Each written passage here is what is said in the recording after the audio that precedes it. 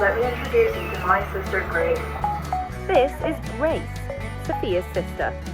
Sophia the celebrity humanoid robot, that is. I am Grace. I am built by Hanson Robotics for Awakening Health.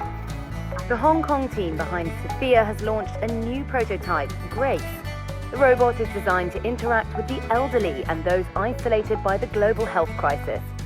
Grace has a thermal camera in her chest to take your temperature and measure your responsiveness.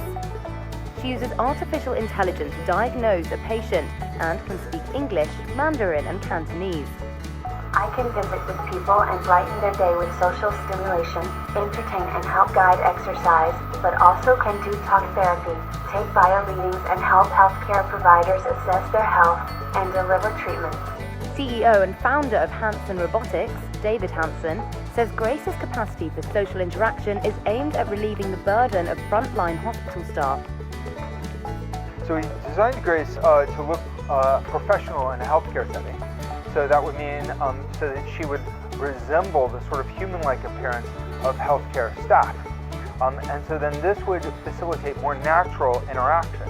A human-like appearance facilitates trust and facilitates natural engagement. Hey Grace, why don't you look at my face, thank you, and I'm going to show you a smile, and let's see what your smile looks like. Okay, yeah, look, oh sad. Oh yes.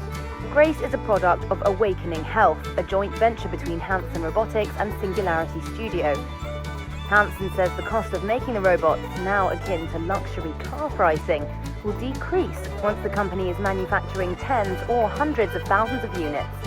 Chief Executive of Awakening Health, David Lake, says they plan to fully deploy Grace in 2022 in locations including Hong Kong, mainland China, Japan and Korea. We're finishing the alpha prototype, and you can see now that it's finished at the moment.